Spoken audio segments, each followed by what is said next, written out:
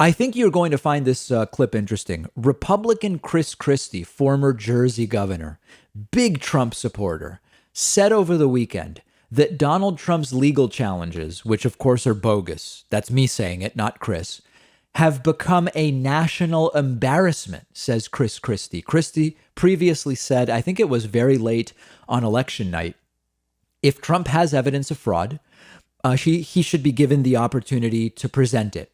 Christie now says he's been given the opportunity, he's not presented it, and this is now becoming an embarrassment. Take a look at this. Hours after President Trump's speech on early Wednesday morning, the day after the election, you said it's incumbent on him to come forward with the evidence. There have now been 34 court cases the president has lost. We saw Pennsylvania last night. We saw Pat Toomey, the senator from Pennsylvania, say it's time for the president to enable this transition. It's time for the president to concede. The president's response was to attack Pat Toomey on Twitter. Is it finally time for this to end? Yes. And here's the reason why. The president has had an opportunity to access the courts. And I said to you, George, starting at 2:30 a.m. on Wednesday morning, if you've got the evidence of fraud, present it. And what's happened here is, quite frankly, the conduct of the president's legal team has been a national embarrassment. Sidney Powell accusing Governor Brian Kemp of a crime on television, yet being unwilling to go on TV and defend and lay out the evidence that she supposedly has. This is outrageous conduct by any lawyer. And notice, George, they won't do it inside the courtroom. They allege fraud outside the courtroom, but when they go inside the courtroom, they don't plead fraud and they don't argue fraud. This is what I was concerned about at 2:30 in the morning on Wednesday night. Listen, I've been a supporter of the president's. I voted for him twice. But elections have consequences. And we cannot continue to act as if something happened here that didn't happen. You have an obligation to present the evidence. The evidence has not been presented. And you must conclude, as Tucker Carlson even concluded the other night, that if you're unwilling to come forward and present the evidence, it must mean the evidence doesn't exist. That's what I was concerned about starting on election night, and I remain concerned today. I think it's wrong. I think what you've heard lots of Republicans starting to say this. I said it on election night, and I hope more say it going forward, because the country is what has to matter the most. As much as I'm a strong Republican and I love my party, it's the country that has to come first. Wow, what a powerful message of national unity and togetherness from Chris Christie. Am I right? No, I'm wrong. I'm that it's not that at all.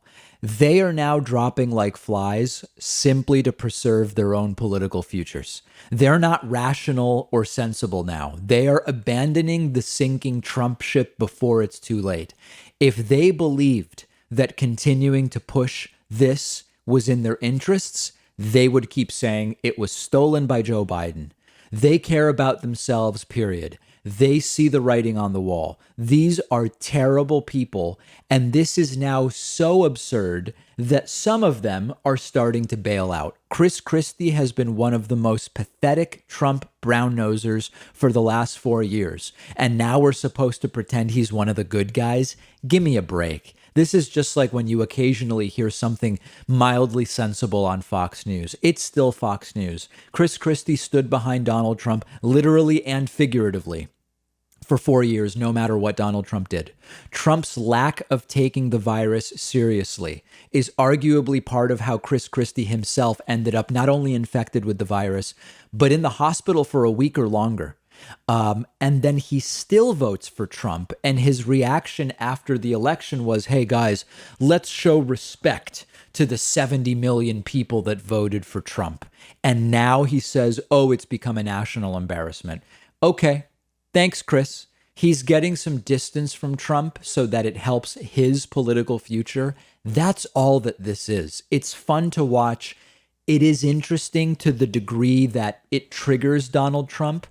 But that's all. And in fact, it's almost ironic to hear Chris Christie say Trump's legal team is the national embarrassment when Christie himself has been a national embarrassment for a very long time. And his remember, Trump, much like Trump disgustingly attacked Ted Cruz, saying his wife is ugly, and went after Rand Paul, and all these guys fell in line.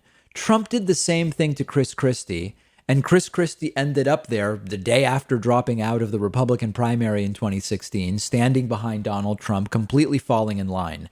Chris Christie was part of creating this national embarrassment and is complicit in it.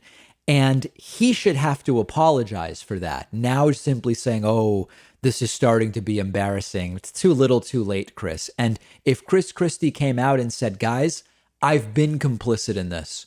I'm sorry. The entire presidency was a disaster. I don't know what happened to me, but I throw myself at your mercy in order to be forgiven for what I did.